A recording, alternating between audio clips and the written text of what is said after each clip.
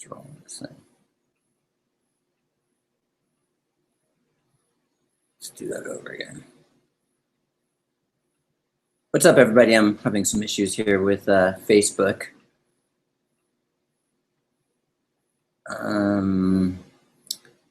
Nobody's on anyways right now. Here we go. All right, we gotta finish this. Oh, there we go. Live. Bing, boom. I think we're going. Okay. Welcome, everybody. This is Monarch with the Raw Food World. I'm on time, but I was late with my routine, and I just got out of the bath, and I'm sweating like a little bit more than usual. Didn't have any extra time. So here we are. Okay. Got my drink.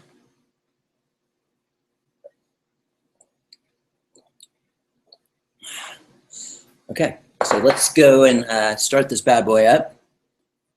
Okay, here we are. So if you want to ask questions, come to news.therawfoodworld.com/live, or you can be asking questions on my Facebook page under this live hangout. So here we are, about to begin. I've got my cucumber juice right here. This is straight cucumber juice. I also have celery in the refrigerator. Celery is actually good to help you sleep at night. It has a chemical inside of it, which is very beneficial for lowering blood pressure, number one, but also relaxing the nervous system. So I like to drink celery juice also.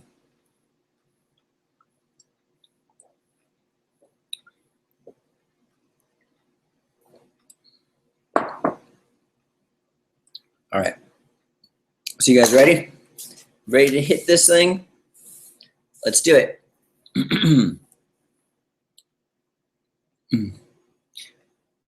Okay, let me fix this right here.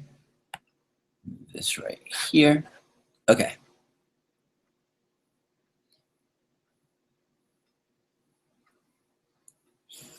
All right, the questions are pouring in, everybody. Okay. Hi, Matt. In regards to natto and miso, they are two different things. This is from last week's hangout. Okay.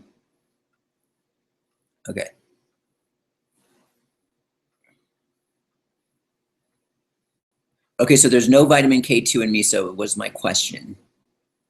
But some say miso has a B12. Okay. All right, let's do this. Okay, hi Matt, do you know anything about SIBO? Yes. And then also, when will you have more nut butters? Okay, so I'll answer the SIBO question. That's just like a loaded one. We'll do that in a second. So the question is, when will we have more nut butters? We still have some nut butters on our website, the ones that we make, but it's just too much for us to do in-house, so we're stopping it. So everybody's been asking for almond butter like crazy. So this month, November, at-cost specials just came out a week early. So right now, you can take advantage of November and October's at-cost specials at the same time, along with the top 30 Living Libations products and the mid-jewel dates. They're all available at cost until the end of the month, which is less than a week. But what we did was I got Destiny's almond butter, which is the next best thing after the almond butter that we make. So this is at cost right now. And I would recommend picking up a few of those. They're at an incredible price. So we do have I believe we do have some almond butters. It's gonna be full price though. It says backorder on the website, but I think they're just making them really slow.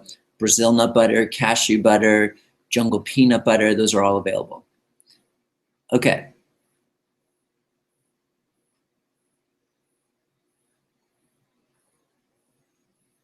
Okay. So I'm going to be going back and forth. Kimberly, I'm going to answer your question.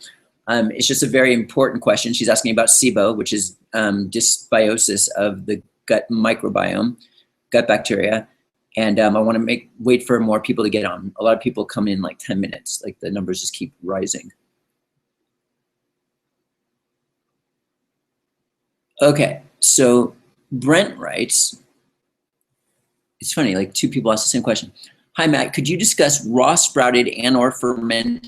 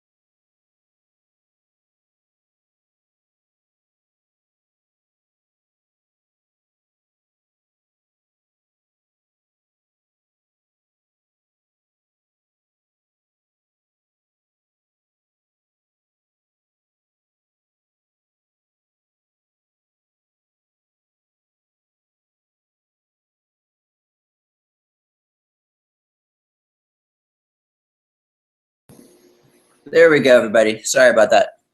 The internet was a little messed up here. And I'm assuming the Facebook one is going to come back on in a second.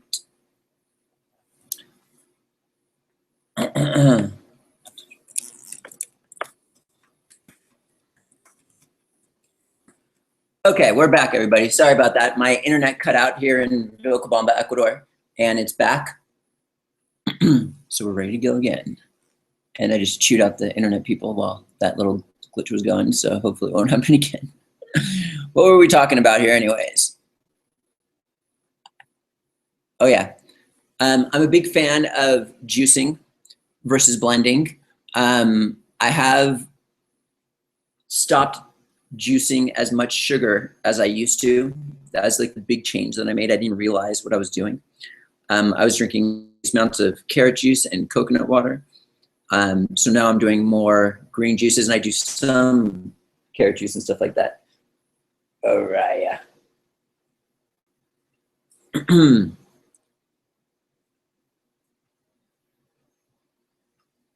Okay, let's make sure we're good.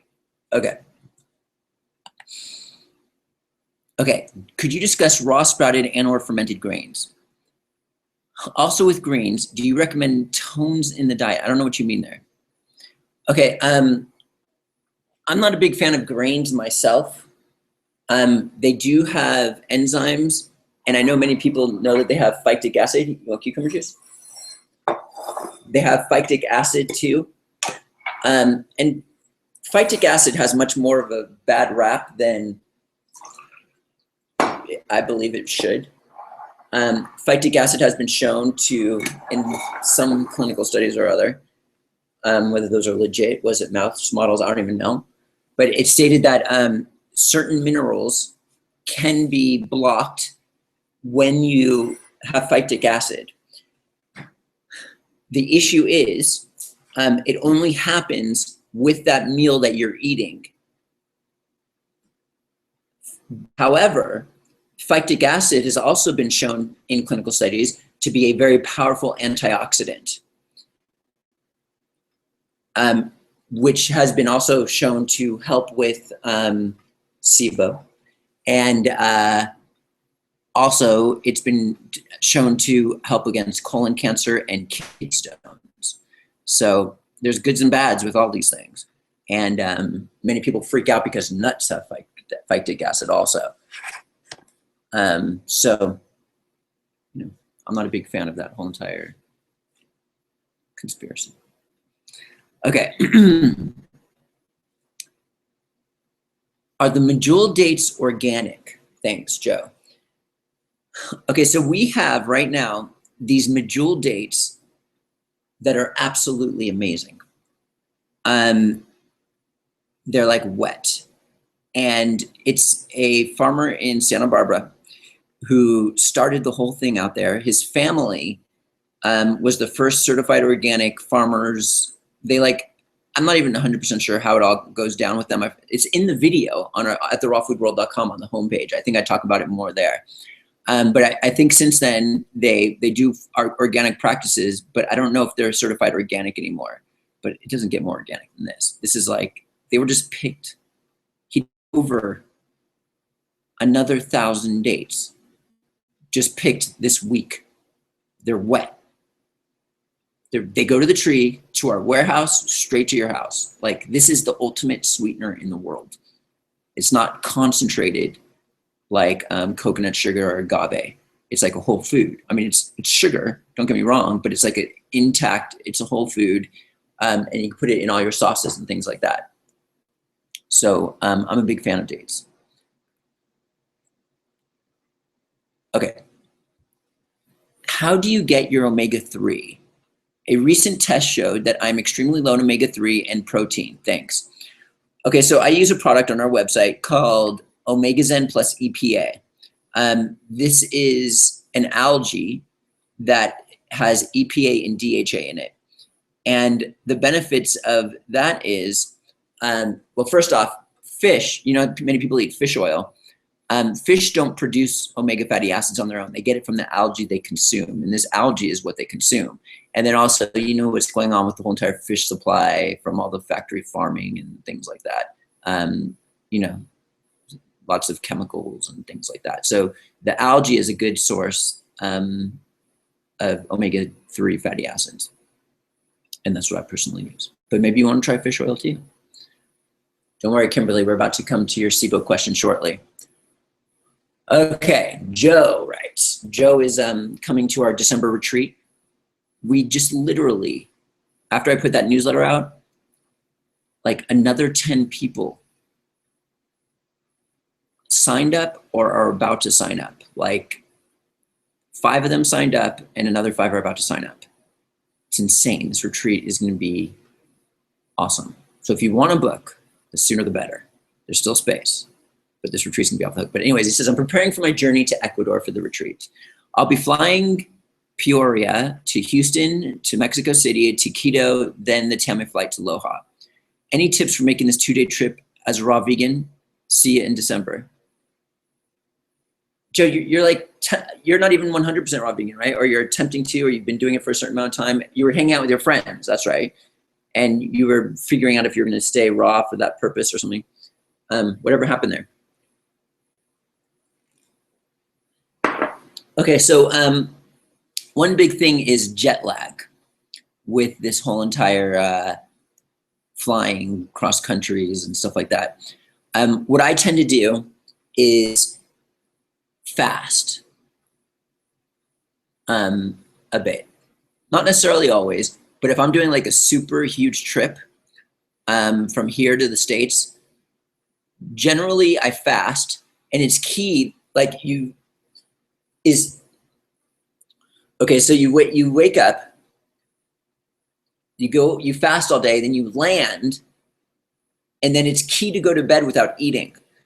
Now, if you were to eat before you go to bed, it kind of just like takes away this trick.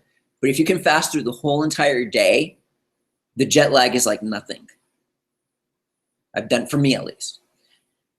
But the key is when you get to where your destination is, you have to go to bed fasting. Now, you can also, if you're gonna eat, I would recommend eating in the beginning and then fasting for the rest of the day. That's if you want to avoid jet lag. And most people don't do that. You don't need to do it. It's just something that I do. I usually just fast for 1 day straight. But you can bring anything on an airplane. So just bring what you want. I mean, I brought avocados, hemp seeds, dulse. Sometimes I could literally have a meal of avocado and hemp seeds and dulse. I'd be totally fine. That's what I would probably do.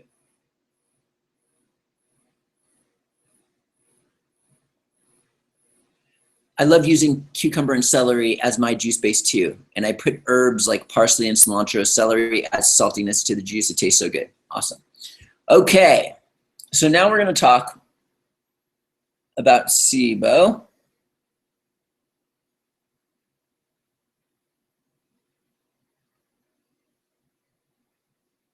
What's up, Franny from Indiana? Spirulina, right?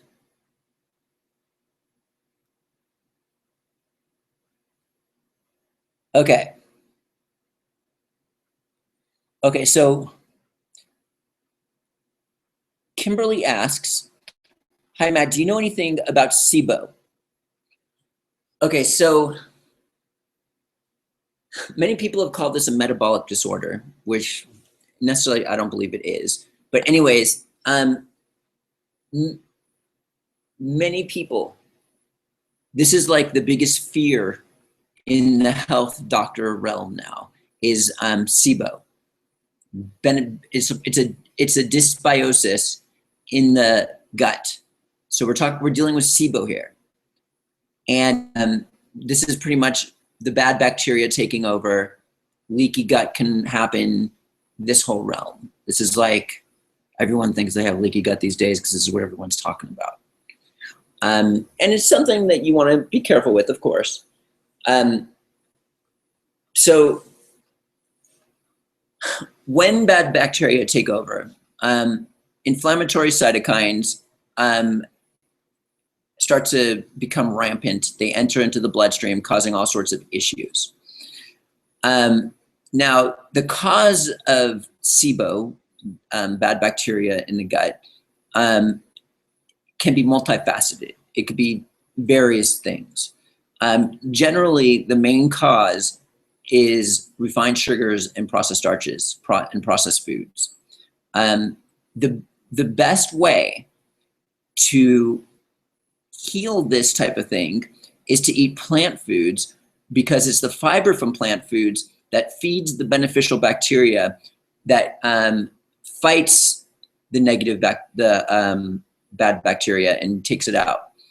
Yeast is another situation that could be involved. If you don't have enough beneficial yeast, the bad yeast will take over. That's what a candida overgrowth is. Okay, so there are many different possibilities where this can be coming from. I'll tell you about a clinical study with SIBO in a second, but I want to talk about gluten real quick. Gluten has been shown to raise zonulin levels, which is a chemical inside the colon, which opens the spaces for food particles to get into the blood. It's like the permeability. When you eat too much gluten, excess zonulin is produced, creating greater spaces, which equals leaky gut. So gluten, processed starches, obviously, refined sugar are things we want to stay away from. High levels of insulin from too much sugar will cause this type of issue, because that can raise inflammation also in the gut and many other areas. One reason many people have brain fog and other issues is because they have a gut issue. There's this brain-gut axis that many people have been talking about lately, that if your gut is messed up, then you start having like foggy thoughts and stuff like that. So it's kind of like there's a relation between your gut and your brain. So there's a new clinical study. One issue that a lot of people have is a lack of bile. If you don't eat any fat, bile breaks down fat. And it's created in the liver and is stored in the gallbladder. And bile breaks down fat-soluble vitamins. It actually breaks down cholesterol so you don't get gallstones. It helps keep everything slippery. It's multifaceted. And there was a clinical study done to where they took rats and they stitched up their bile ducts.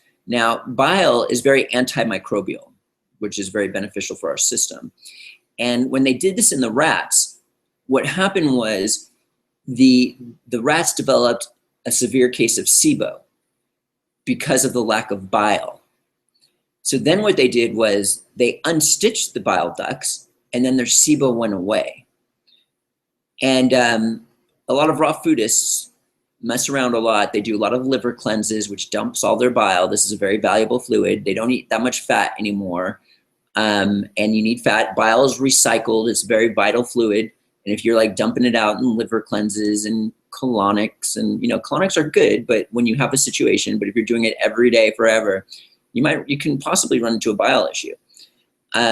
So one thing that you can attempt to do is buy some ox bile salts and take some very, very small quantity, because the die-off from taking bile salts, because of the antimicrobial properties and what it actually does to the bad bacteria, it will just like kill them all off.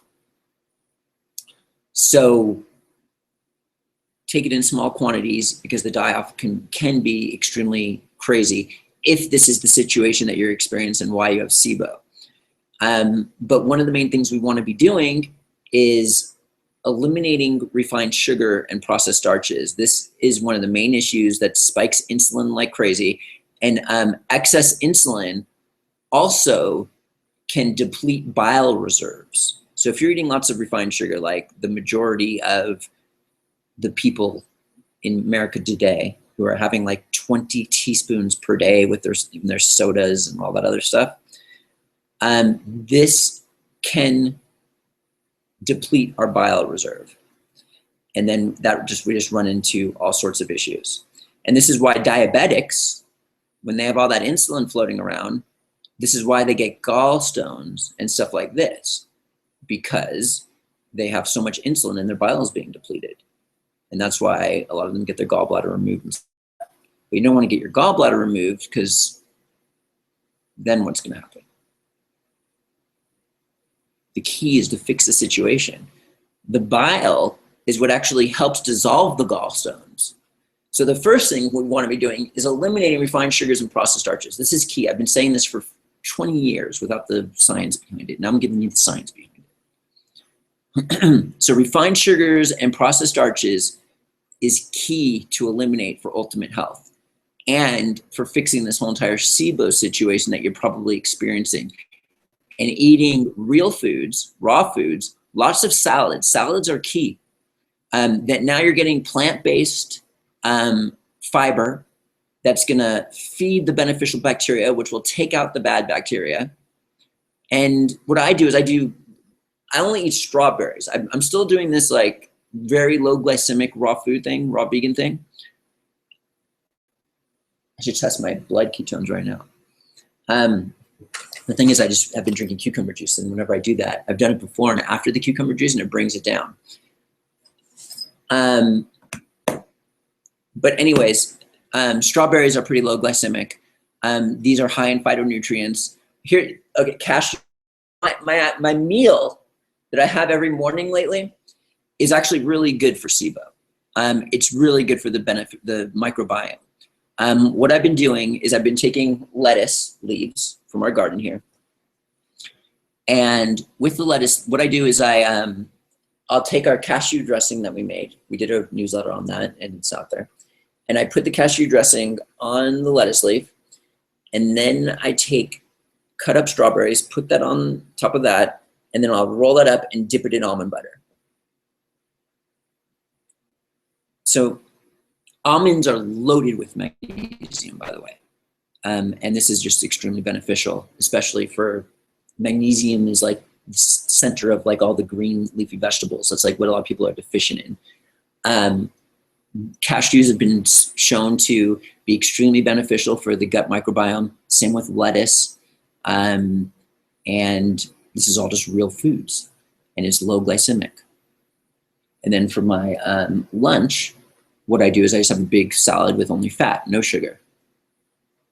Dude, I should test my blood ketones. Let's do it. See if I have any things in here.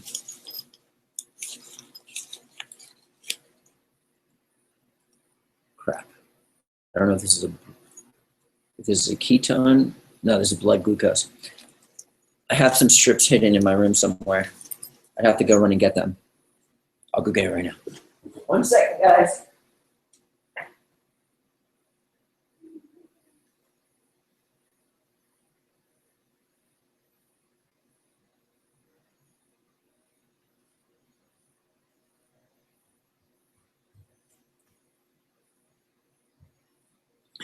Now, I'm not expecting a good reading right now because first off, I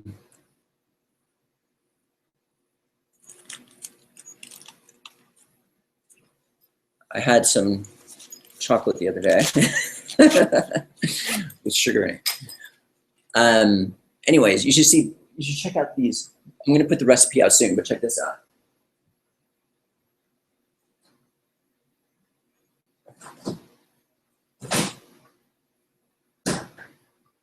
Okay. Angela made these raw vegan, low glycemic brownies with Lecanto. And I couldn't believe how good they were. It's like a real brownie. It's like, and there's carob and mesquite, which are also, I mean, they have some carbs, but it totally works. But these are crazy, crazy. Anyways.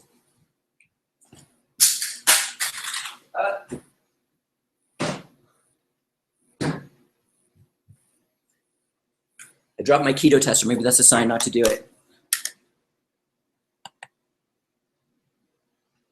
Okay.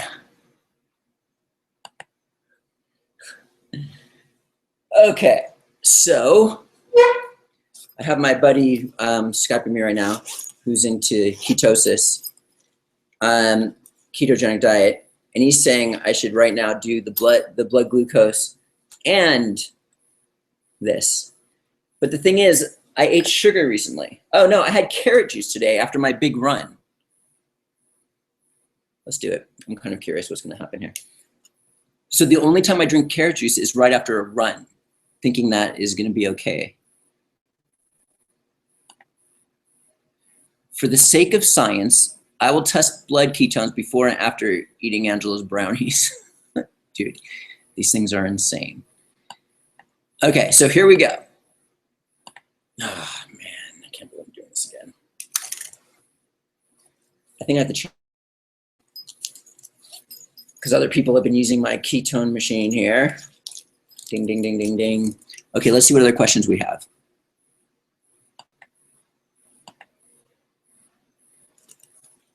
Okay, Joe said, who's coming to the retreat, staying 100% raw. I did have something cooked during the time you mentioned, but I regretted it after and don't plan to go back cooked again. The feeling from being raw is too good to disrupt anymore. I'll bring some things like you mentioned, but have been dabbling with fasting. Thank you for your support. Are you planning on offering retreats in the United States? Not at this time, but maybe at some point.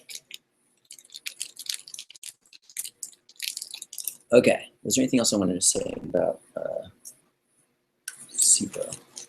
I don't know. Okay, so here we go. How does this thing work anyways? Take that off. I'll leave this needle out this time. Oh yeah, this is a new one. Okay guys, I'm about to take my blood ketone levels. Oh, here it goes. See, the thing is, this is not the best ideal time to do it. That's why I'm a little perturbed right now. But let's just do it anyways, for the sake of science. I didn't have any of Angela's brownies today, by the way. Okay. That's going in my skin, causing blood to come out. Let's make sure I didn't break this. All right, hopefully I don't waste $20 trying to do this the right way this time. Okay. Put it on 8. Okay. Dude, I already know. I shouldn't be doing this. Let's just do the blood glucose first. Let's see what that does. That's kind of interesting. Never even done this before. You still around, Tristan? I'm gonna need your help, like, explaining what these results mean here. Okay, here we go. Screw it, let's do the blood ketones first. We're doing ketones. I drink cucumber juice though, that's the issue here. Okay. All right, time to get some blood, everybody. Let's do it on this side because I've been playing guitar lately. If I'm in ketosis, I am a rock star. Carrot juice today, strawberries, and cashews. Here we go. Okay, here we go. There we go, lots of blood. Let's get more out.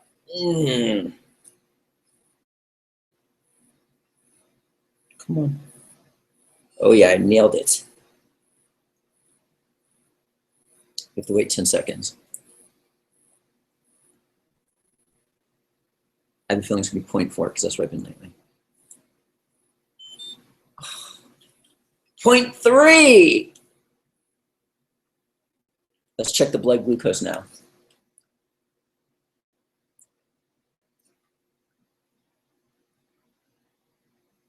Matt, you are not a failure. You are a superstar. Okay, here we go. More blood. Come on, get out of there. There we go. You guys ready? All right, Tristan, what does this mean?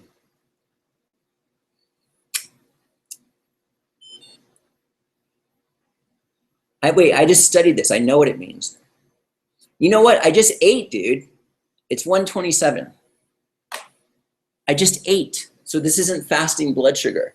I ate right before I went in the bath.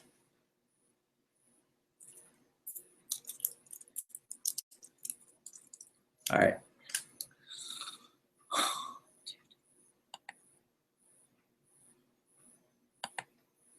That was pretty cool. I got to get a bunch of these glucose things. Okay, so here we go. Back to these questions. Do vegans need DHA and EPA?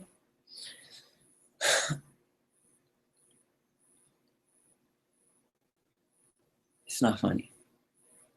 Okay, so do vegans need? No, I just ate. My buddy's telling me I'm diabetic, and do I know a good doctor? I will do it first thing in the morning,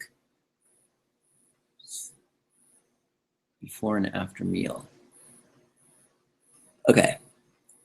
Do vegans need DHA and EPA is the question. Okay, so it's more like, do we need anything? It's like they create certain reactions in the body. Okay, for example, is Eva here? Eva, are you watching today? This is a very good example for your question the other day. Okay, so one of the biggest things that Americans are depleted in is trace minerals. This is because the soils have been degraded for a very good amount of time. So let's look at our skin, hair, and nails. Eva, who was on last week's Hangout, went on a raw food diet, and her hair started falling out, and she was asking why. And it could be various reasons. But what happens in the human body is that when we eat protein, enzymes break down the protein and takes that protein and actually rebuilds it into tissue, and also our hair and nails and stuff like this. So the enzyme is critical for creating our hair and its growth and stuff like that. Now, in order for this enzyme to work, you need trace minerals. So you don't need trace minerals, but you're not going to be functioning properly. Ideally, you'll probably become bald and stuff like this. And it's not a protein deficiency generally when somebody is having hair issues. It's more of activating that protein to be converted into hair issue. And that's why it's critical for the minerals, the trace minerals. And what are trace minerals? They're very small, you only need a bit, components which are depleted from our soil.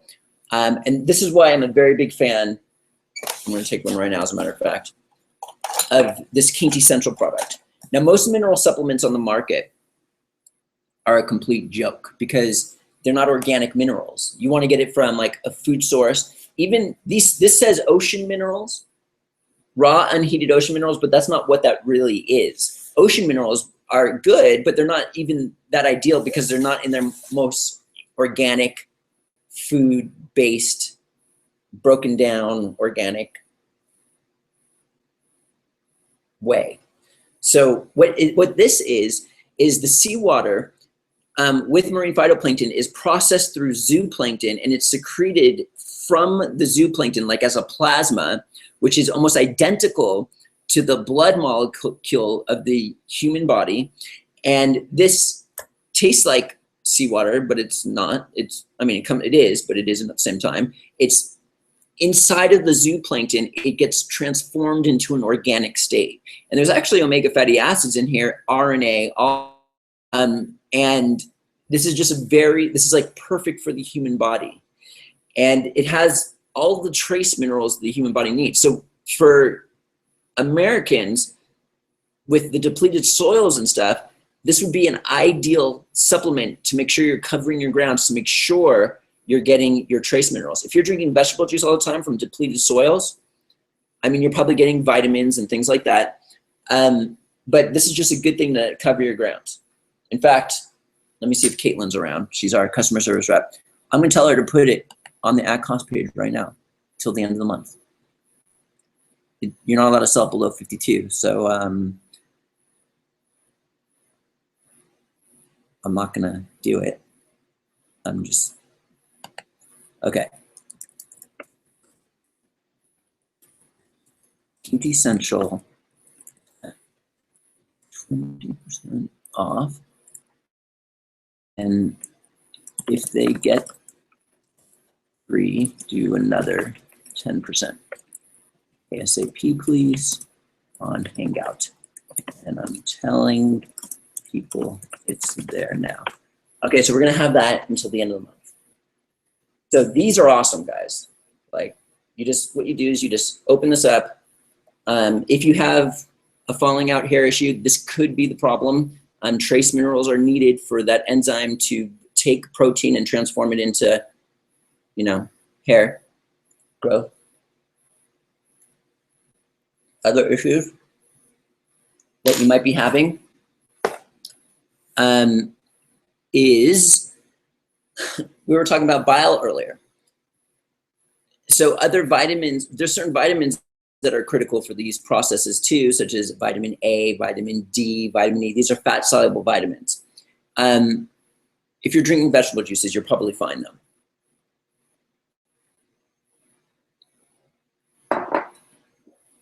All right.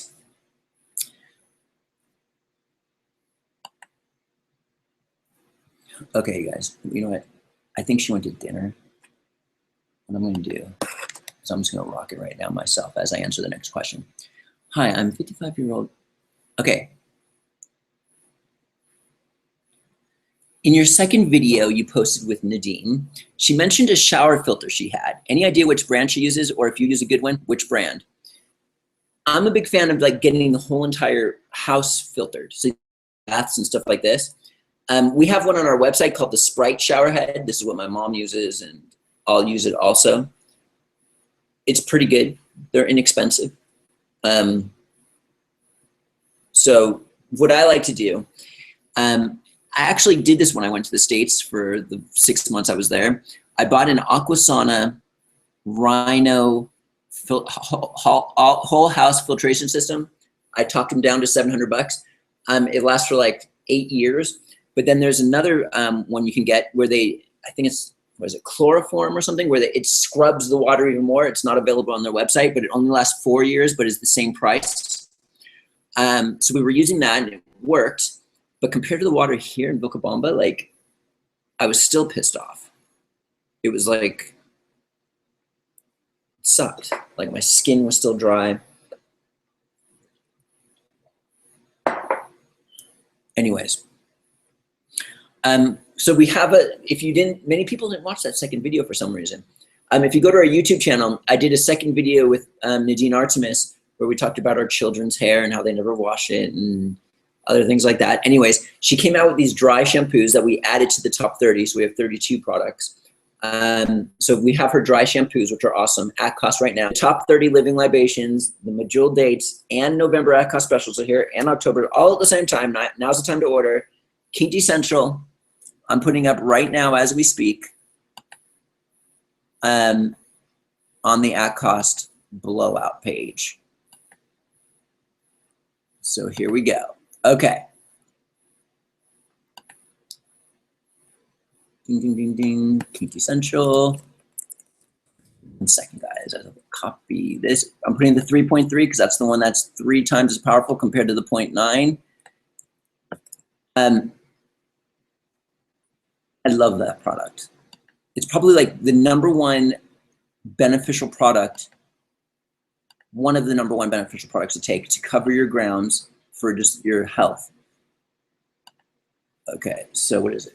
Oh, I don't have a calculator.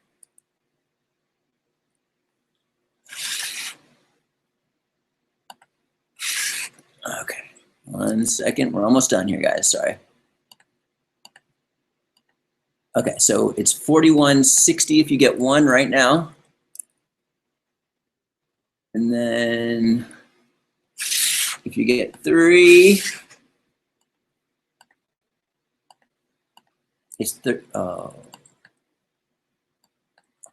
we'll say $39.95, $38.95. Okay, it's done. Hope I didn't do too much. Okay, we gotta make sure we're not losing money is the situation. Okay, so moving right along. Let me just double check.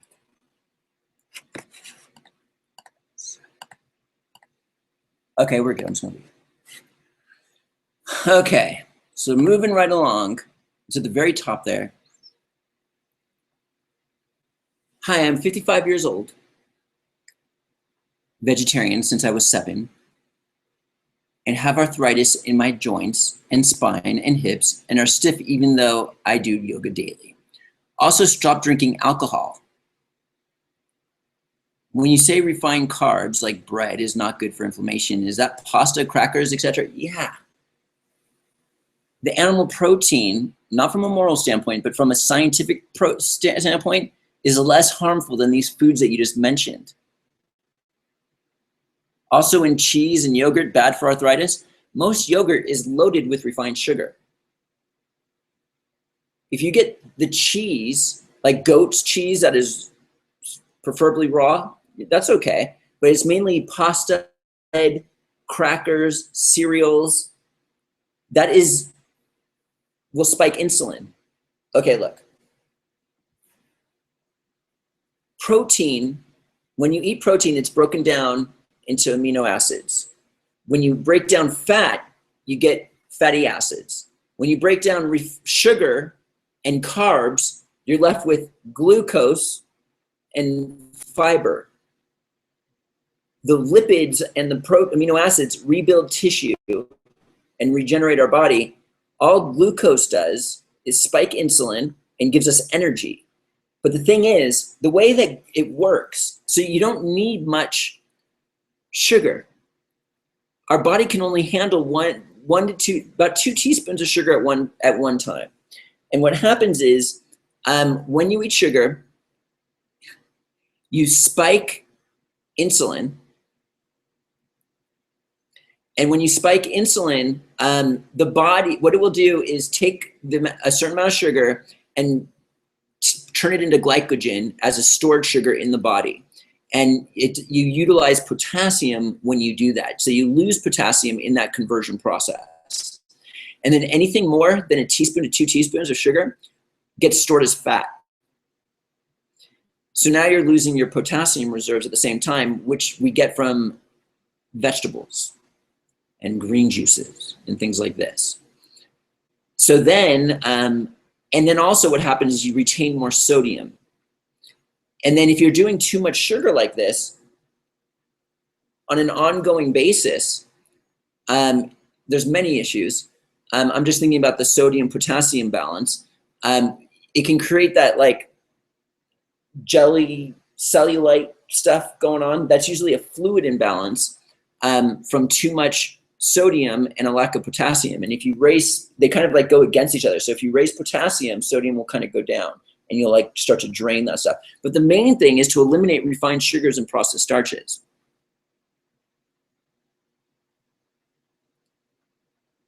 Okay, I'm just thinking about my friend again. Okay, okay, so also insulin has the potential to deplete bile. It causes inflammation, which can also mess around with your arteries. Actually, insulin converts sugar into cholesterol, triglycerides, and then people are worried about eggs giving them high cholesterol, the refined sugar. And then what happens is that this puts tension on the arteries, raising blood pressure. If you were to eliminate refined sugars and processed starches and eat the foods that the USDA, the doctors, and all those people say are bad for cholesterol, such as egg yolks and a little bit of animal product, cheese, your cholesterol and your blood pressure levels, do this for a month, are going to normalize. It's the refined sugars and processed starches, trans fatty acids, bread, all of these things that are creating the mayhem. So these huge associations with the recommendations, where has it gotten us? 2/3 of the population is obese or overweight. 33% is morbidly obese. The other 33% is overweight, and the other 33% is normal. Not normal, but like not overweight. So this is what has happened from following the RDA, USDA, doctors, eating low fat, all of these different things. This is where it's led us to. Now there's like amounts of degenerative diseases, pharmaceutical drugs, issues and stuff like this. So refined sugars and processed starches and trans fatty acids, processed foods pretty much, we've got to eliminate. All right. Okay, let's come back to Facebook here. Eva is here. So Eva, try this. And if you might want to try, I don't know. If that doesn't work, let me know. Then we can look at something else. Okay, so here we go.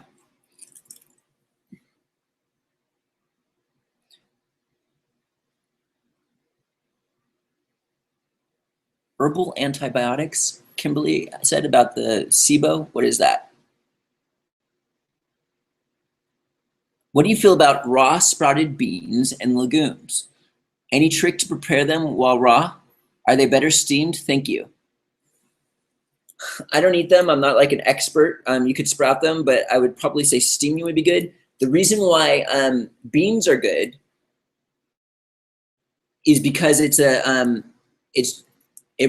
a digestive resistant starch. So it goes through the system kind of undigested, and this is why you get gas a lot, is because it's like one of the perfect foods for your microbiome.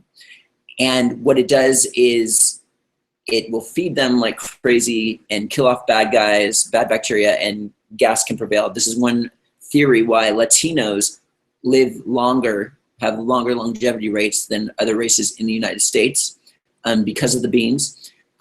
One major issue that a lot of people have with beans, because there's this whole ketogenic thing going on with low sugar and stuff like this, try not to spike insulin, is beans have the potential to spike insulin. It's high on the insulin index. But I still think it's a beneficial thing to do. The main thing, guys, is to eliminate the processed foods. Right there. That's it. By the way, Tristan, what happens is when you eat, blood sugar spikes. Now I've got it all. It's in my head now. It spikes to anywhere from 120 to 140. Over 140 is too much. And then after 2 to 3 hours, it comes back down. Okay, so here we go. What do you think of gorilla milk? I'm assuming that is a brand name and not the actual milk from a gorilla. I don't know. I didn't forget the SIBO question. Okay. I'm chronically anemic. What can I do to raise my blood levels fast?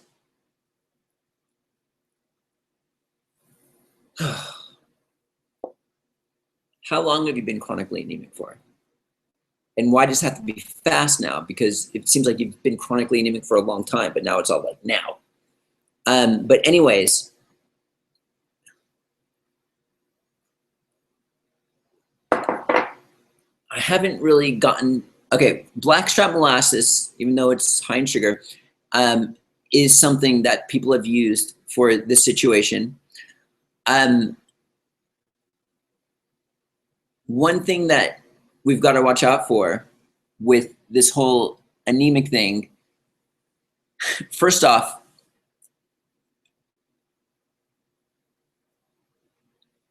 the main thing, we all know what we're doing that's not ideal.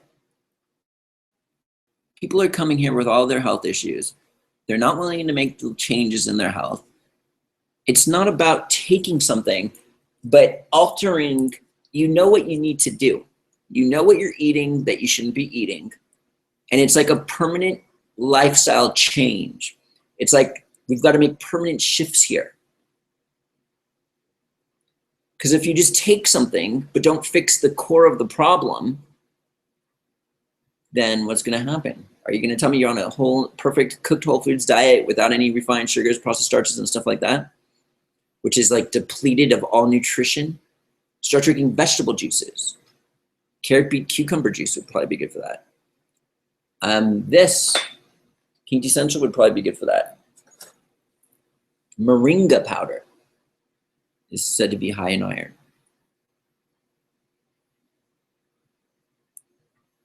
Vitamin C, not vitamin C tablets, but it has like this tyrannase copper enzyme copper that is good. You want to get something like camu powder maybe. It's like the highest vitamin C source you can possibly imagine. Vitamin C deficiency. Vitamin C can bring oxygen into the blood and feeds all of the tissues oxygen. If you don't have vitamin C, that's not going to happen.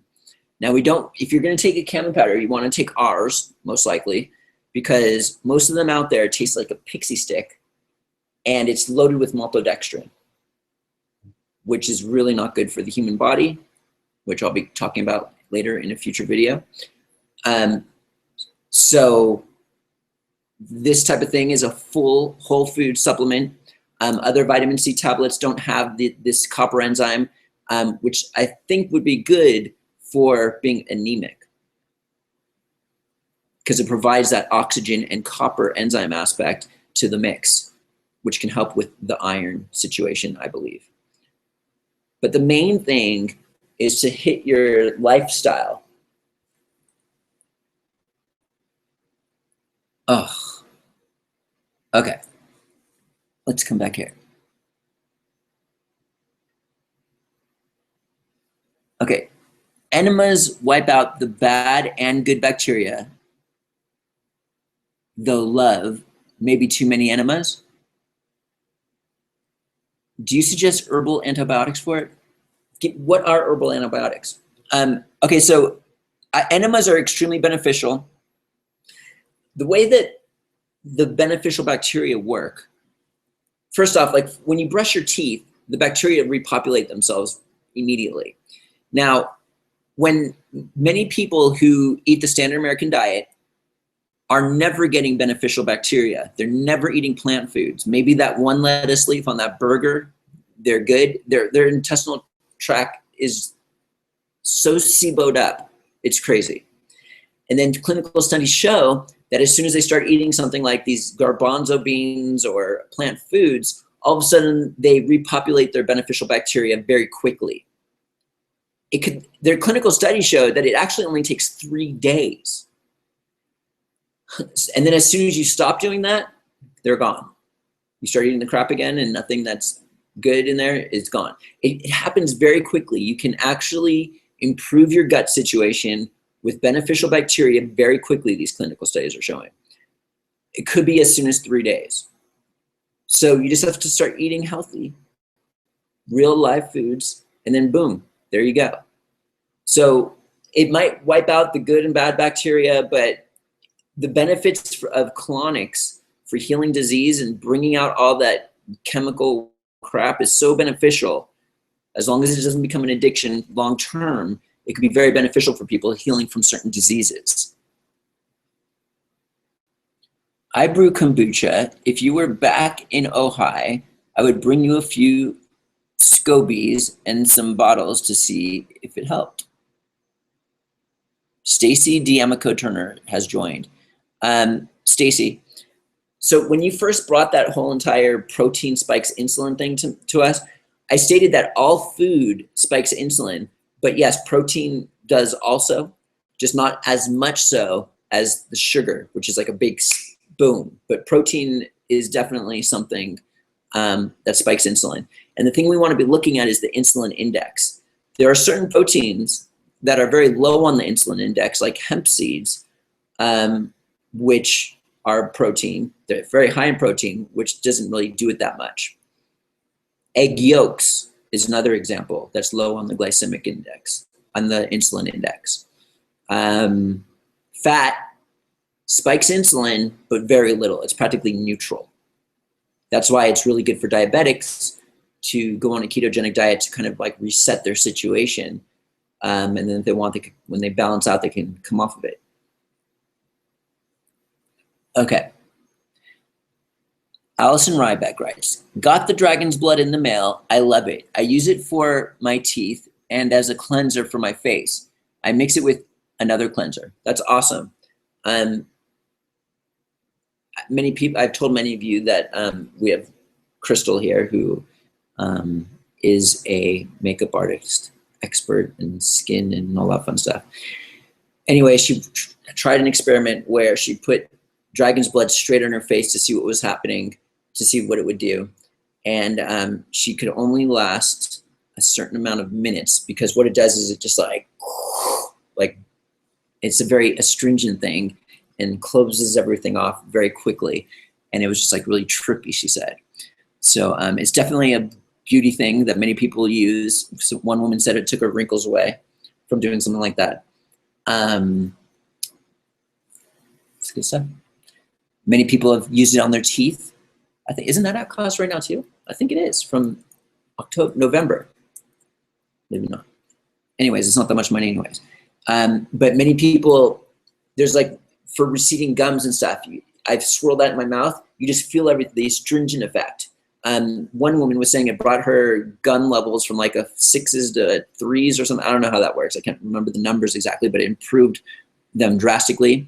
There was another guy who said nothing would work for his bleeding gums, and he was very thankful because the blood was the only thing that could do that. It's supposedly really good for dental health. Okay. Okay.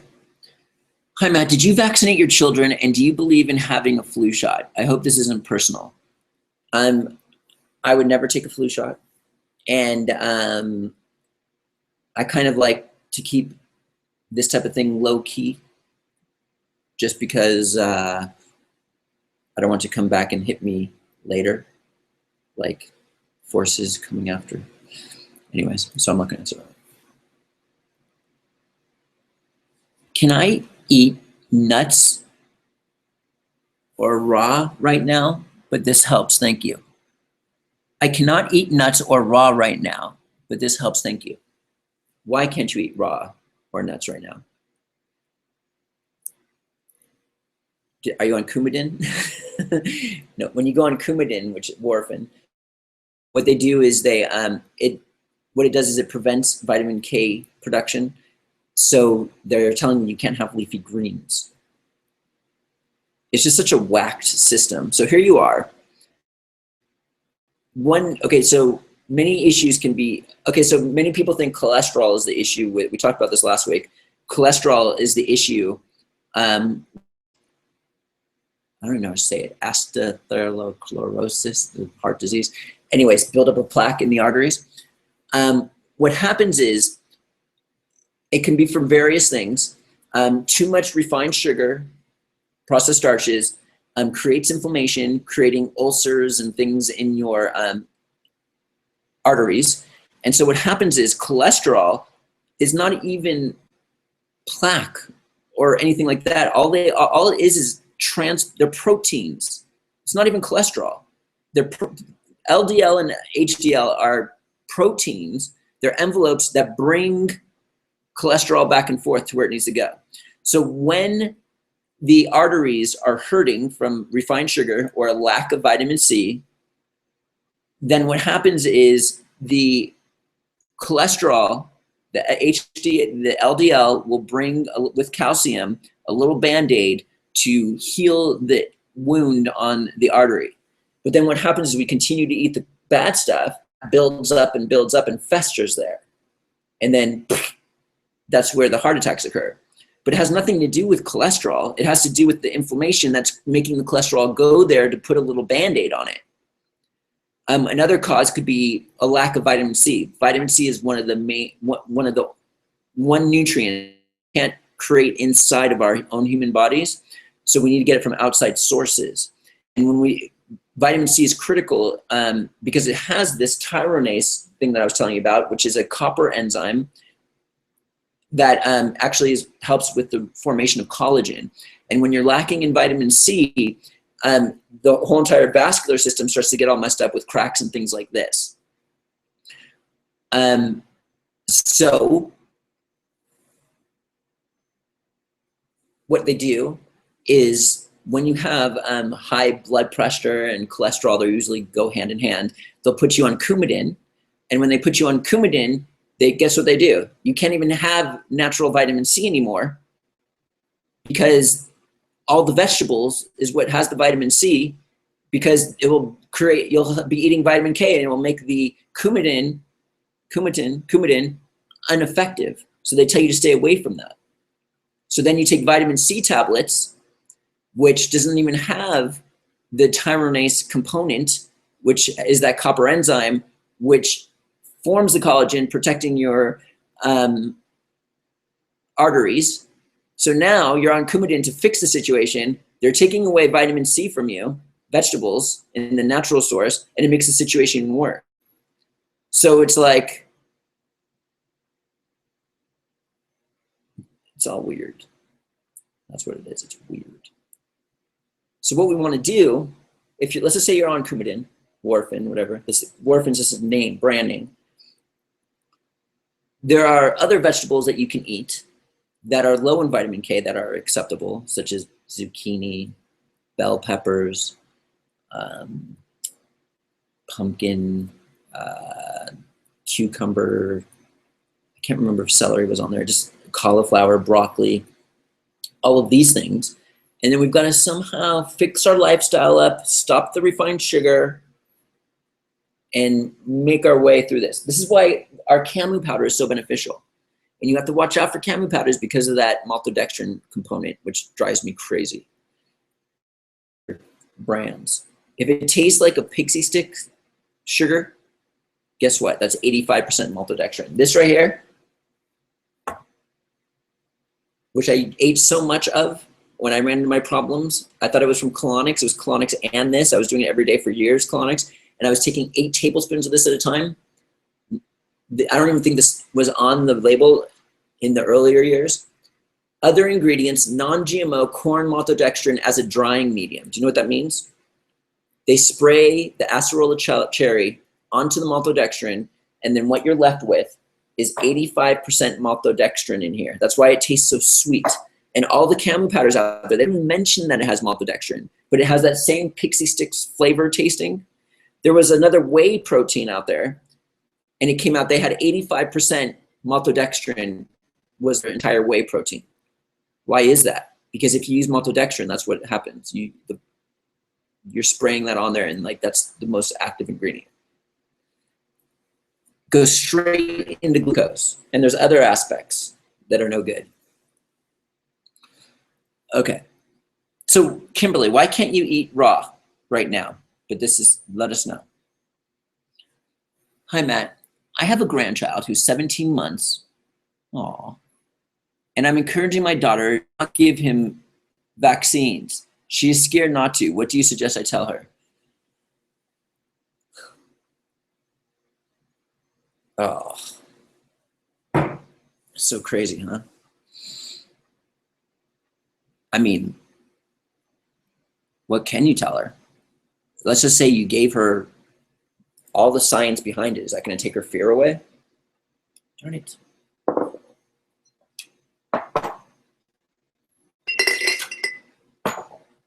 Some bugs got in there. Bing, bing, bing, bing, bing. Okay, let's fill it up.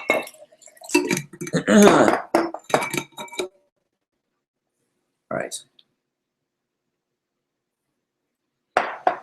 In situations like that, I mean, especially as you get older, family members start to come down with diseases, cancer, they go on statin medications, all these certain things. There's nothing people can do. Like, many people watching this are in the same situation as you. So you just gotta like pray and do what you can. Okay.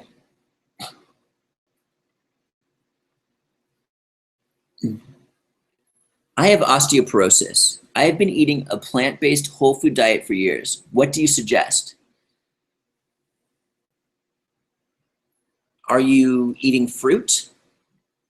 There was one clinical study that showed women who ate fruit had less chances of developing osteoporosis and osteopenia by like, I think it was like 5% or even more than that. 5% bone growth. I don't know the numbers on me right now.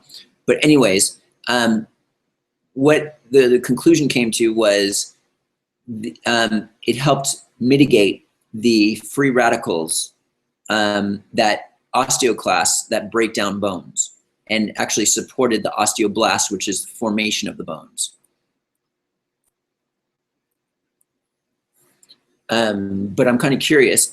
This would probably be a very good product that we were talking about earlier. KT Central, you're getting the trace minerals needed. Vitamin K2 is also very important.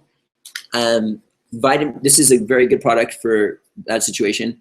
The vitamin D3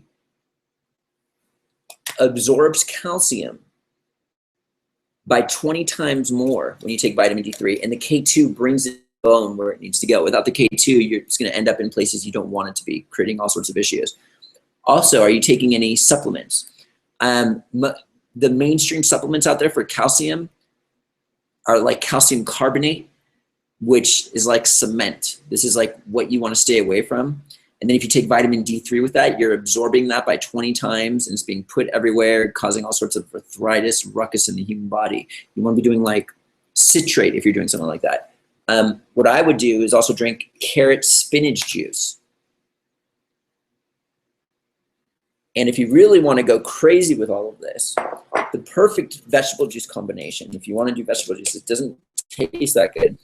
Turnip greens has the highest calcium level compared to any other vegetable that I know of, with dandelion for magnesium and carrot. Those three things together with all the stuff we just talked about, boom. That's like a food calcium. And then take these, vitamin D3 and K2, and that will bring it to where it needs to go and make sure it gets absorbed. But so when people tell me like they have osteoporosis and they've been eating a plant-based diet, there's so much more information that's needed. Do you drink vegetable juices? Are you addicted to Are you what else is going on here? Like, I need to know more information. What are you eating? Are you a strict fruitarian? Camu powder is CAMU. I have some right here somewhere. It's just a mess. No, that's not from Monarch. We have it on our website, Camu powder.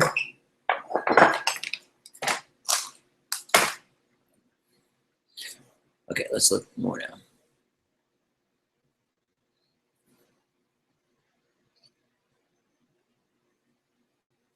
I have excessive blood loss due to fibroids, which drops my already low blood count very low, and have been malnourished all my life and have made lifestyle changes. It takes time. Thanks again for all you do. Yeah, it does take time. But, okay, so fibroids are generally from excess and endocrine disruptors from the environment, pesticides, which mimics estrogen, and things like this. And we want to be eliminating the refined sugars and processed starches. And then you can see that over time. I had a friend who had PCOS, made changes, and she healed. They were told her she would never have a child. She had a baby 3 months later after doing what we were saying.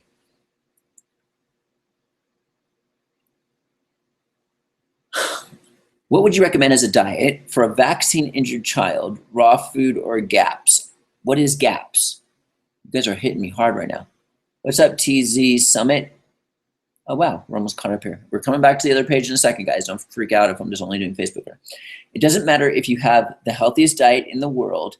You have to do regular weight resistance to avoid osteoporosis and a Steeples Schreiber. I mean, I don't necessarily believe that, but exercise is extremely beneficial. I'll actually tell you some information on that right now.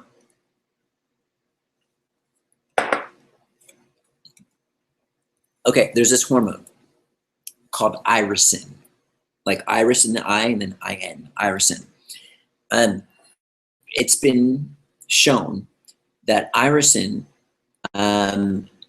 it stops fat cell formation, fat forming in the cell, fat cell formation. It stops that, and it helps you lose fat up to 20 to 60% more.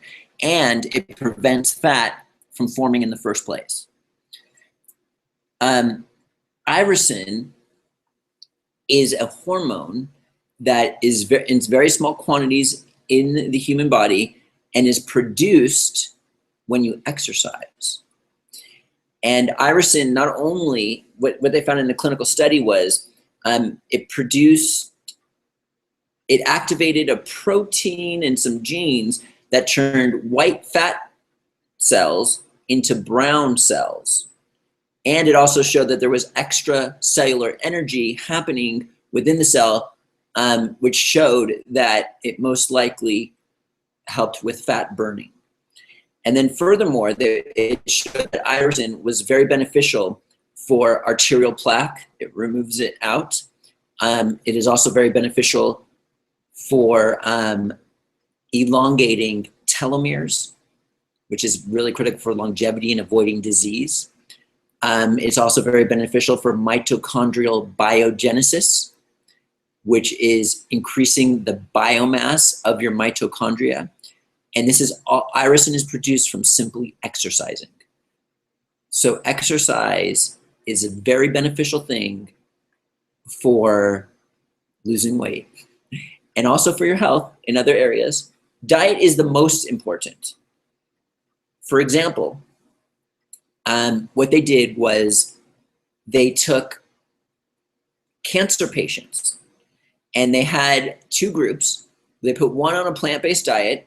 They put three groups. One did nothing, one went on a plant-based diet, and then the other one exercised like crazy every day. And they were trying to see what would happen in the petri dish with cancer cells from all three incidences.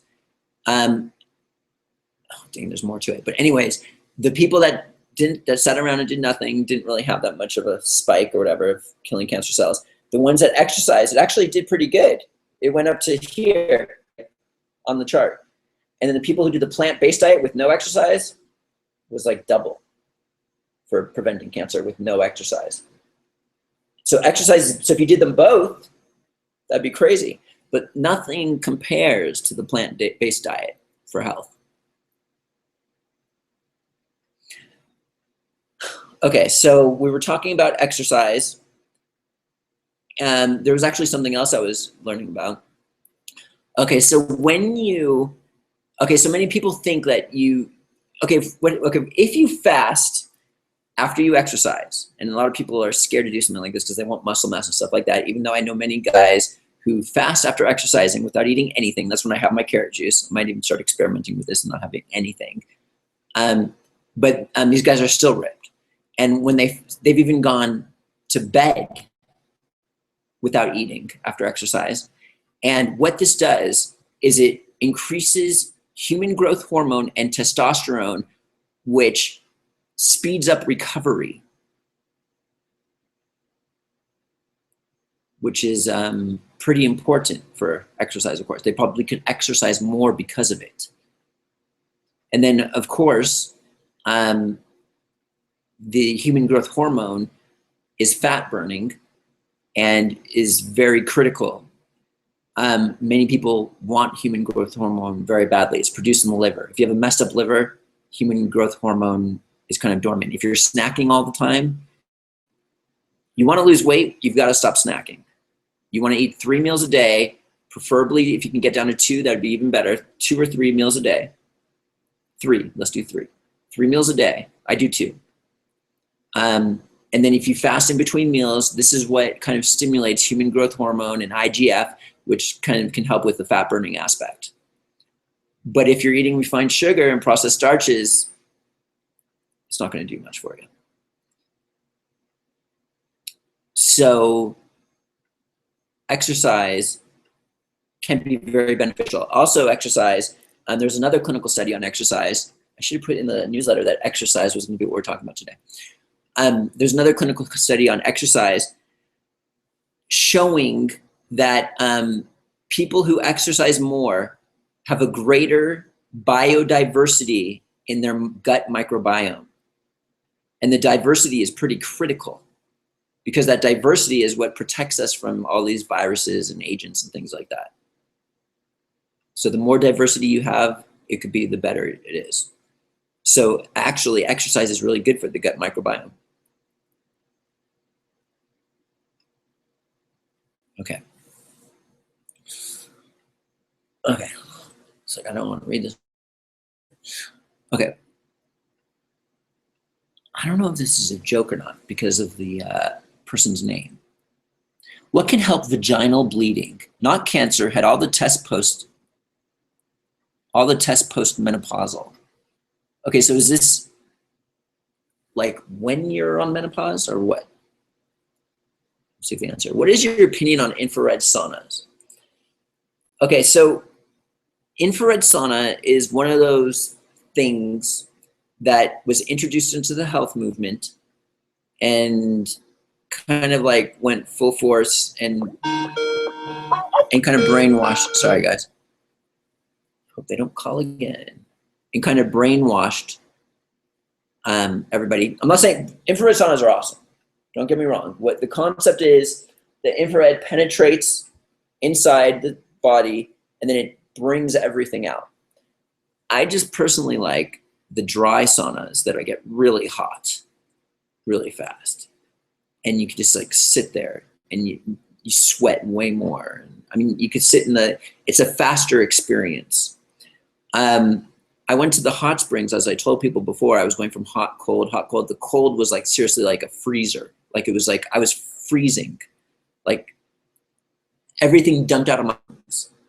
It was like a reset going to this this hot springs in Quito. The hot springs alone is beneficial, dude.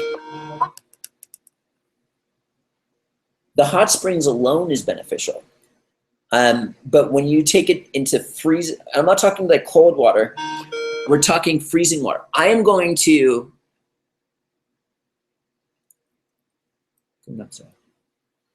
okay. My phone's ringing while I'm doing this Hangout. I don't even know who it is. Nobody has my phone number. It's probably like Anyways,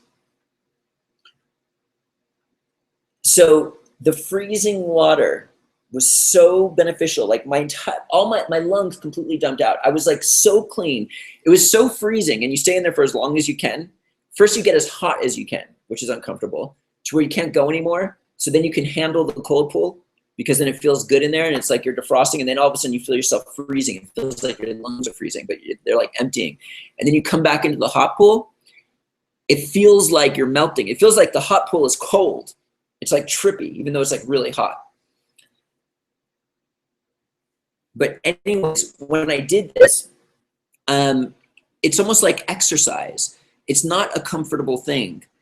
And it was like I was forcing myself to go back and forth and to do it over and over again. And I did as many times as I could in the 2-day period that I was there. And it's like, it's almost like disciplinary. I don't know the word. Anyways, but you got to discipline yourself to do things like this. And I reaped so many benefits. It was like I reset my entire system. It was insane. And I want to do it again and again and again. But I mean, there were points where I didn't feel well. But I wasn't going to freak out. And then people get scared, like, oh, you're going to get sick because you're going from hot, cold to hot, cold. And then like that fear comes in, and you can actually feel like something's happening, but then you just like, this is like the spiritual work, no. And then I just did it. I had no issues. It was like amazing. All those voices are nonsense.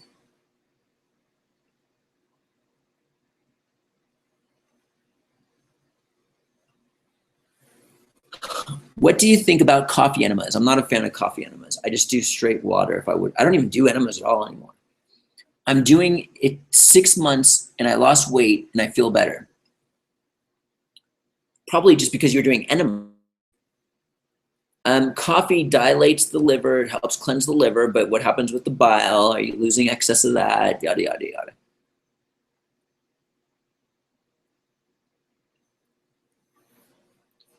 Okay. So some people are having issues on Facebook, it looks like. You can always go to news.therawfoodworld.com/live. You can watch it on 2 if you want. Okay.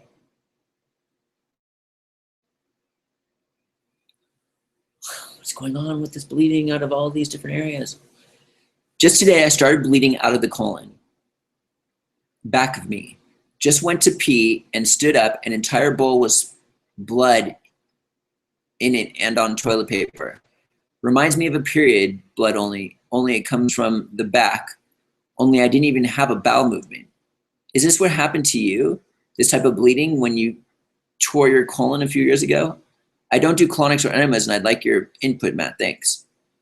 Okay, first, everybody, I'm not a doctor. I'm talking to everybody based off of my experience from all the studying and people I deal with at the retreats and all the traveling I've done and consultations and things like that. I recommend talking to a healthcare practitioner before making any changes. Okay. So here's a really good example. Okay, here's a situation where Lisa was bleeding into the toilet and she's kind of freaking out. And as I was mentioning a couple of years ago, I ran into some issues by doing colonics all the time and taking this vitamin C powder, and I started to bleed also. I never went to a doctor. And it's a mission to not freak out about it. And that's the key thing with disease, is to be strong and not succumb to it mentally, spiritually. Because that is the root of it. And that's all I'm going to say on that. We're going to continue on right now.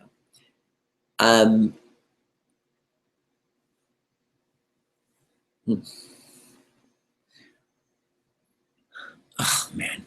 Everyone's hitting this. Okay, so here we go. Do you believe that your mind, thoughts, beliefs are more important than the food you actually eat? Kevin Trudeau, don't eat a raw diet, just a whole foods organic diet, and his blood tests and everything else test perfect all the time. I'm telling people all the time you don't need to be 100% raw to be healthy. Just eat a cooked whole foods diet. Is it the most important factor? You can test people who have been raw vegan for 15 years, acidic blood. That can be from stress because we lose acid when we stress, and we are living in a world where people are stressing like crazy. Oh, no, that makes them more alkaline. How do you know they have acidic blood? Because as soon as you take their blood, it gets oxidized, and you can't, it's not really a good measure to test acidity. Then do Callahan tapping technique to reduce stress, and their blood tests become alkaline. Well, that's ironic to me because when you have stress, you are dumping out acid, becoming more alkaline. And people have this backwards. A lot of people think they're alkaline is the issue. If you go to the Guyton's Book of Physiology, which is like the Bible of how the body works, when you stress and produce cortisol, you lose acid and you become more alkaline. So something is a little off here. Where are the tests? Clearing out stuck negative memories and working on your self-image of yourself seem to be the most important in my experience. Your thoughts? Yeah, it's the most important. I mean, I don't necessarily know about stuck negative memories. That's not where it's at, from my perspective. But it's like, and working on your self-image. I'm not going to get into this right now, but the main thing, it's not, what you're looking at is memories, self-image. What we have to be looking at is fear, worry, insecurity. These things are attached to images. And those are the things that are causing ruckus. And we can't let it nail us. Gorilla milk is a homemade sprouted almond milk combined with green juice. He claims that he is raw vegan for many years and that his vitamin levels are all very high on blood tests. All right.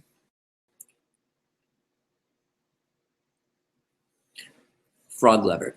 Tests show me mega high in cortisol, which seems to have lowered all of my other hormones, including melatonin. Have you heard anything that can lower cortisol? Okay, what is cortisol? Cortisol happens when we stress too much. So the number one thing that we were talking about, kind of like what Robbie's talking about here, is we have to do the spiritual work kind of to control our stress, because what happens is it raises cortisol. And when we raise cortisol, this causes, for long periods of time, it can cause all sorts of ruckus in the human body. You can actually start using protein as fuel. Breaking down protein, it blocks protein from going into your bones and your muscles, which can also be a reason for osteoporosis. And then what happens is the amino acids don't get absorbed, and they're utilized, they're passed through the liver, and it's broken down into ammonia, to uric acid, and then also carbon skeletons, which is a waste product, is formed like crazy. And you are left with insulin your glucose to raise insulin when you have high levels of cortisol. And this is what happens to the diabetic a lot of the time. They start, when you have cortisol going, or insulin going for long periods of time, cortisol, you start burning this protein as fuel, and then you have all this metabolic waste from this conversion process, destroying their kidneys, which then turns into stroke, possibly heart attacks and things like that. So the key is to get off of the sugar. But what you can do, to lower your cortisol, well, number one is to do that whole spiritual work aspect. But the other things that you can do, B vitamins kind of counter cortisol. And the best B vitamins would be from like an unsynthetic nutritional yeast, like an unfortified one, like ours. Other things that can go against cortisol.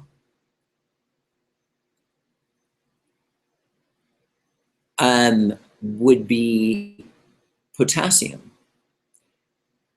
Because when we give off acid from creating, acid is dropped into the urine, is dropped out of our body when we produce cortisol. H plus is gone, that's acid. Also, potassium is depleted also. So vegetable juice, green vegetable juice, can be very beneficial during this time also.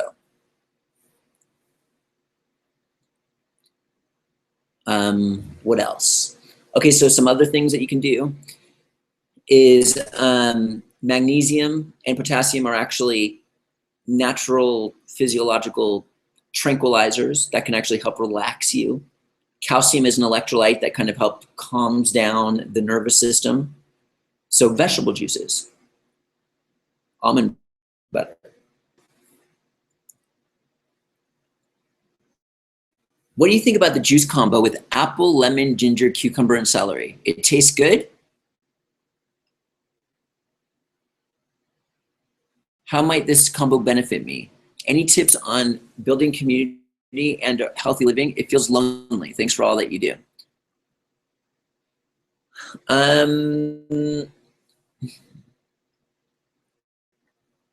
How much apple are you using? Because that's a big sugar hit right there, depending on how much it is. I'm not a big fan of apple in juice, but you can. I'd rather see carrot, even though that's another sugar hit, but carrot is very beneficial in many different aspects. It's a builder, while apple is just sugar. It could be like a cleansing type aspect. Regarding the dragon's blood, is it normal to have a strong, unpleasant odor? I bought 3 bottles from you and sent to Australia, and they all smell not good, is what you're saying.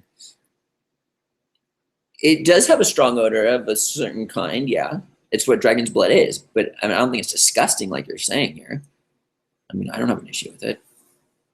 I don't think traveling to Australia, we ship it from Peru and there's no issues. I don't think that would cause any issues. I mean, it's like astringent. It smells astringent. Would Keto Essential be okay for toddlers and kids? I'm assuming so, but just checking. My 4-year-old is lacking nutrients and has weak adrenals due to having weak adrenals while pregnant with her. Her teeth came in with the enamel literally chipping away. She's now 4 with insomnia, anxiety, and twitches while she sleeps. Doctors say she has sleep myeloclonosis, but I'm assuming it's from a lack of nutrition as well. I mean, again, I'm not a doctor. You'd want to consult with a healthcare practitioner before making any changes. I know one woman who was giving it to her daughter and she couldn't get enough of it, maybe because she needed it. I'm waiting for Facebook to reconnect. Okay, so what you might want to do, this is maybe like a 1/4, start with like a 1/4 of a vial. And then you could build up, see what happens.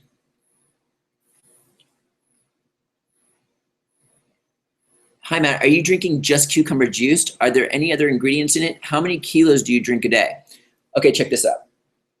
Okay, so I need a lot of liquid or I don't function properly. So before I did this raw vegan ketogenic diet experience, I was drinking incredible amounts of carrot juice and coconut water. And my transition to keto was pretty rough because I didn't realize how much sugar I was drinking. So what I've done is I've cut down the sugar almost completely, except for when I go running, and I'm doing mainly cucumber juice, which is just this liquid. But also, it's been really hot here for the last week. It doesn't do that all. It also has been raining sometimes. But it's been really hot, and everybody is like smacked. Like they don't, it's just like a little rough for them. Me, I love it. Like, and I think it's because of how much liquid I drink. Like, I just sweat and sweat and sweat. I have no issues. I went running today in the heat and came back just like stripping. So I have no issue in the heat, probably because I drink so much liquid. I also like to sweat a lot. So I used to get in the hot bath. I do the steam room and things like this. Hot baths are really good for diabetics. In a hot bath for an hour, you burn 140 calories, which is more than a half-hour brisk walk, and brings down your blood glucose levels, ironically. And they think that it's because of heat shock proteins that bring it, that shoot them into as like a response to it somehow, and shoots it down into the muscles or something like that. So there's no other ingredients in here but cucumber juice right now. Because I don't eat that much sugar anymore, this tastes sweet to me. All right.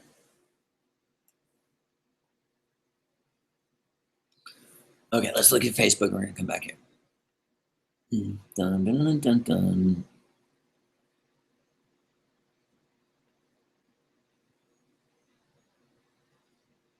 Okay.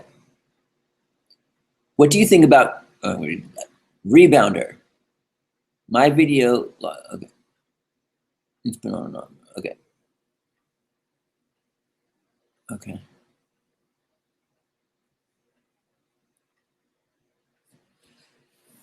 Okay, someone wrote, do you have a recommendation for daily tooth care, toothpaste or powder? What kind of, okay, I use the Dr. Tongue's Floss on our website, and I use the tooth soap on our website. It kind of tastes like soap, but it's all natural. That's what I use. And I use a Sonicare toothbrush. You can get that at Target or Amazon or online. And what that does is it actually has a very high pitch to it, and that high pitch alone kills bacteria, and it just cleans really well your teeth. Okay, back here. Matt, prior to going on raw vegan diet, I used to eat all natural whole foods and never experienced any food allergies. After a year on raw food, I now can't eat anything cooked and or animal products without feeling sick. Why is that? Is it because our bodies become too clean, as many raw foodists would say, or that our digestion gut lining is too weak, which creates inability to digest normal foods? Thanks. Normal foods. Okay. Okay, it's the same situation. Okay, the person who goes on the who's on the standard American diet, and then they go from a standard American diet to a cooked whole foods diet, and they do this for a year, if they were to go back to McDonald's, they would have the same issues that you're having to cooked whole foods and animal products and stuff like that. It's kind of like your body adapts. It completely changes. I would be in the same situation as you.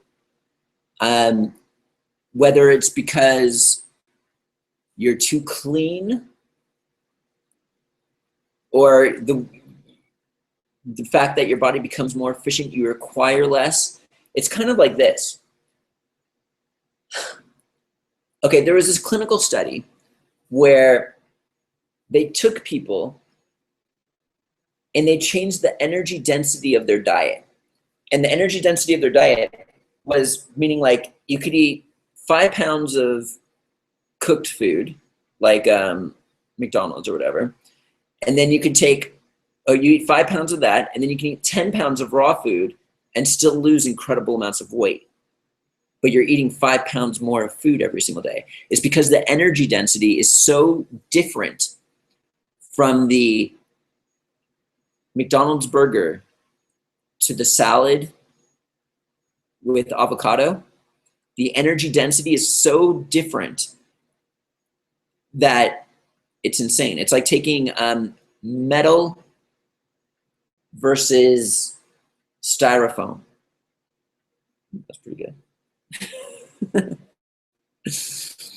So what happens is it's almost kind of like starving, not starving, but when you change the energy density of your food to eating less, your body adapts.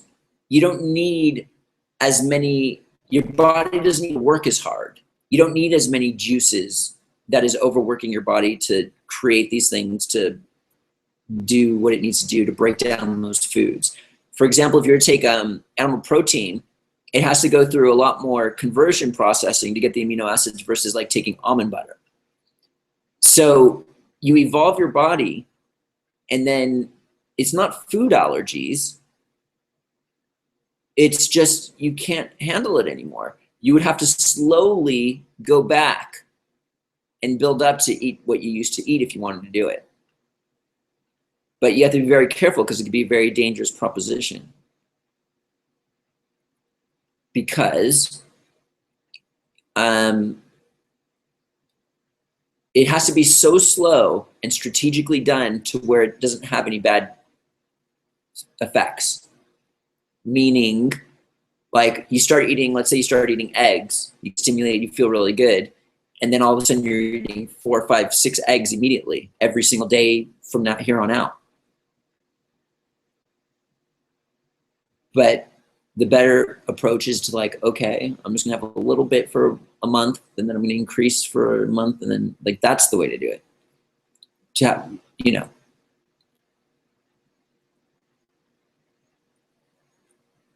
I mean, I've seen you can do it. I mean, people have run into issues. I've seen people go 100% raw, lose 300 pounds or 200 pounds, and then they go back and they gain 200 pounds. Another interesting aspect is if you're thin already, it's more difficult than if you are heavy, if you were overweight in the first place. Why? I believe that I think it has something to do with like if you become heavy, you create more fat cells than you are normally supposed to have if you just keep going crazy with it. And then your body can handle things more easily with all these extra fat cells. But if you're a thin guy like me, you got to be very careful.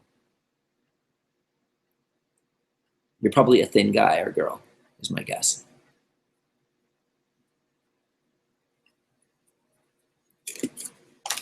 And these are just theories and, oh, I'll tell her I already did it. The quintessential is at cost till the end of the month, unless I have to take it down earlier. Okay.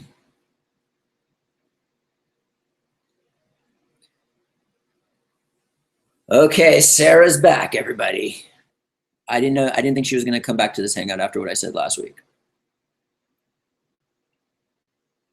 What exactly is unfortified nutritional yeast? What is it made from? Sarah, we're doing you next. Okay, we have this nutritional yeast, and then we have this nutritional yeast. Okay, this one, the ingredients are inactive dry yeast, niacin, which is B3, pyridoxine, HCI, which is B6, riboflavin, which is B2, thiamine, HCI, folic acid, and vitamin B12. Those are synthetic vitamins that they added to it. And if you take a look here, this is bright yellow. Yeah? And then if you take ours, which has no synthetic vitamins added to it, it's just straight natural vitamins. You know when you pee yellow because you were taking B vitamins? That's why that's yellow, probably. Look, it's a completely different color. It's like tan, and it tastes better. It's more wholesome and stuff like that. This retreat's gonna be off the hook. I can't wait. It's gonna be filled up.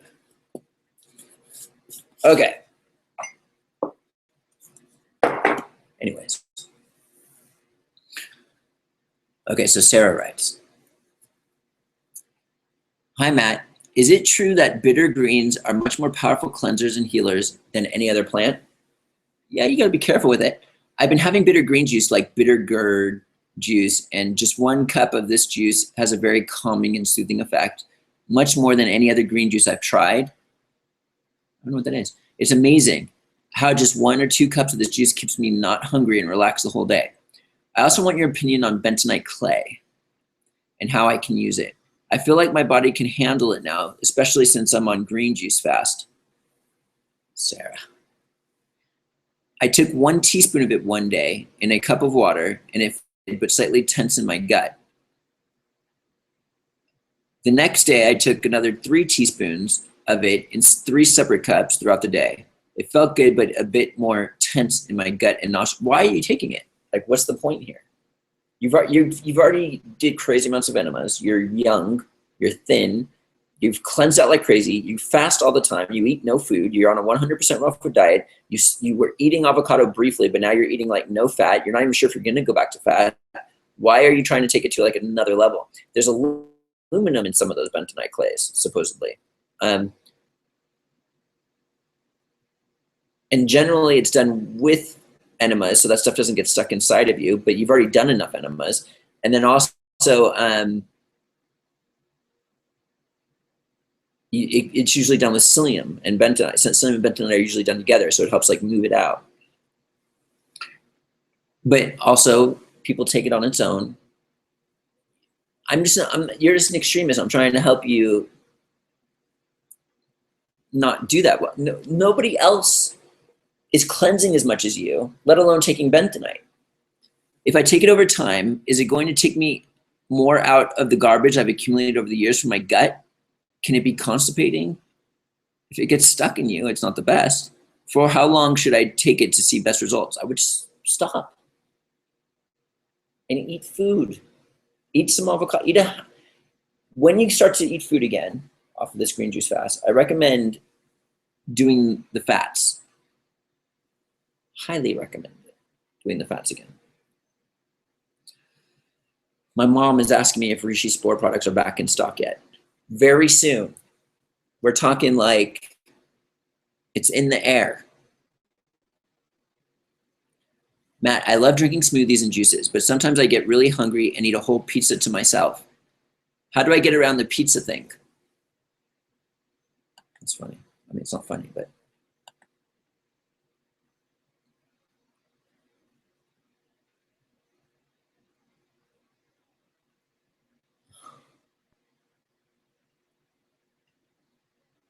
Okay. Okay, so pizza.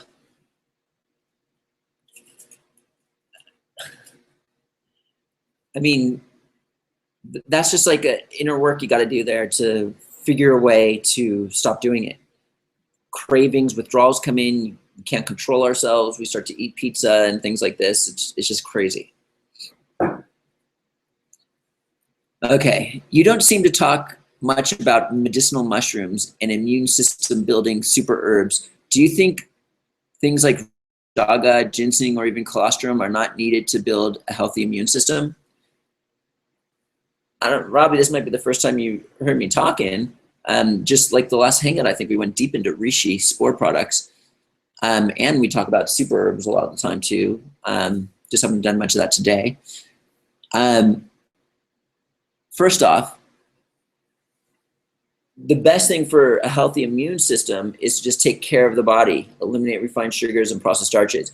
But it is well known that Reishi is one of the best immune boosting products, and I highly recommend it for immune boosting aspects. So I definitely think it's a beneficial thing. I'm not a big fan of all of these products, but yeah.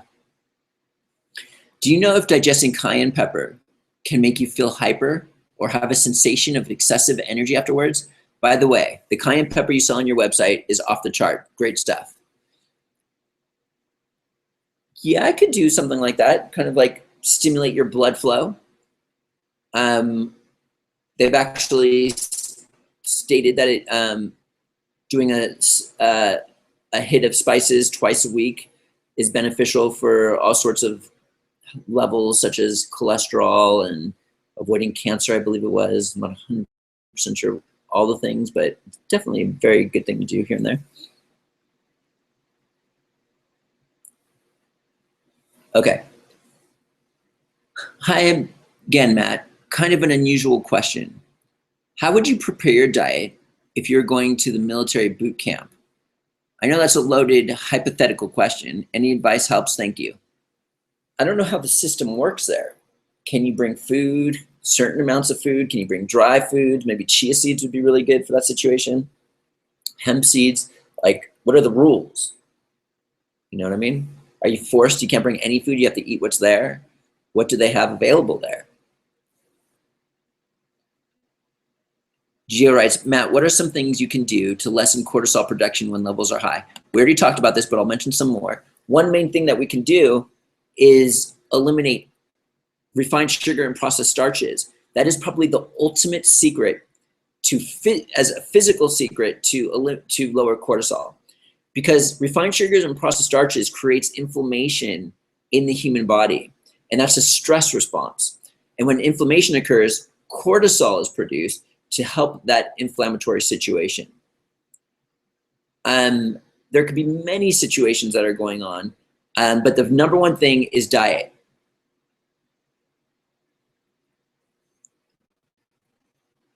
That's the main thing.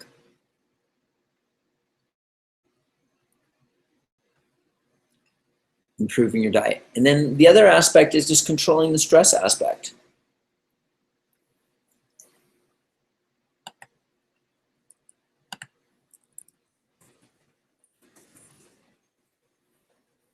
Okay.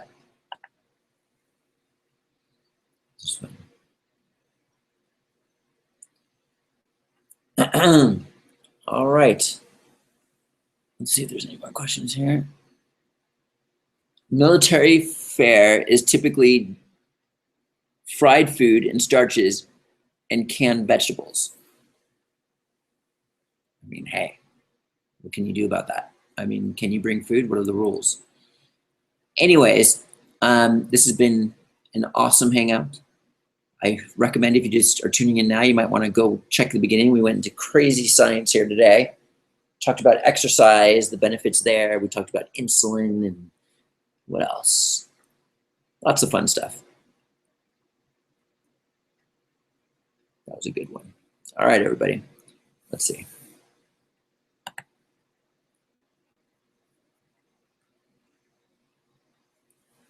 Are black beans good to include in diet? I've been raw food for some time, yet the produce in Colorado around this time of year begins to lack quality. So including more rice and beans. Any ideas on what center diet around northern winter climates?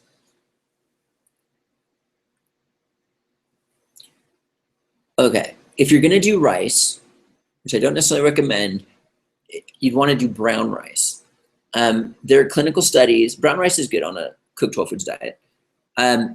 There are clinical studies, there was one clinical study showing that where they did brown rice versus white rice with two different groups. The people that did white rice had a bigger waistline. As soon as they ate the white rice, it messed with their arterial function, where the brown rice had no issue whatsoever. And what they did was they flipped them, and actually they also lost weight on the brown rice versus the white rice. And then they flipped the two and gave the other group the brown rice and the other one the white rice, and the same results happened. And there was a upregulation of arterial function when they switched to the brown rice. So definitely brown rice if you're gonna do it. And as we stated, I'm a bigger fan, I don't eat any animal products, but I'm a bigger fan of animal products versus proteins, such as eggs. There's so much nutrition there. It breaks down into amino acids, good healthy cholesterol, which is needed by every cell of our body. Our brain needs it. It's needed for the formation of D3. It's needed for all of our hormones. It's needed for so many different things. But anyways, it breaks down into amino acids, and fats break down into lipids, and these rebuild tissue. And when you start taking brown rice, it's good. It has more nutrition than the white rice, but what does it break down into? Glucose and fiber, which just gives energy. It doesn't rebuild tissue. But it could be a good thing. This is like my thing with this whole entire, there's also the aspect of doing too many animal products. And we were talking about energy density of food. We were talking about earlier, if a person were to eat 5 pounds of standard American diet food every day, and then they were to eat like 10 to 15 pounds of raw food every day, the energy density is so different, but you're eating 15 pounds of raw food, you're still losing incredible amounts of weight. So when a person eats less density in their food, which is an improvement in their diet, it can be difficult for a lot of people. And so a lot of the time we need sustenance. And this is where the carbs, such as quinoa, millet, buckwheat, brown rice, baked potatoes, can come into play. It helps you so you don't overdo things such as animal meat or too many eggs or too many all these other things that we're talking about, because too much isn't the best either.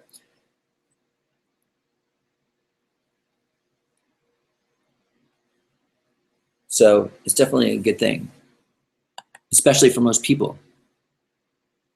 I soak the black rice, wild rice. Oh yeah, that's even better than that, than brown rice. I do not cook it. Does it even taste good? It must be hard as, and that's really good for the gut microbiome also, the way you're doing it. What are your thoughts about wild rice soaked? If you're all right with, like, yeah, I guess so. How do you soak it? You just let it sit there for a long time? All right, guys. It's been 2 hours. Every Tuesday we do this. This raw food retreat in December is going to be off the hook. We have all these people that are about to sign up. We just had 5 people sign up, and we have like another 5 looking to sign up any second. But we still have more spaces. So if you want to book, now would be a really good time. It's going to be awesome. December retreat. I think there's like 30 something right now. It's going to be fun. Fun, fun, fun. Joe is coming. All right. Okay, everybody. Thanks for tuning in. It's been a lot of fun. We'll do it next week.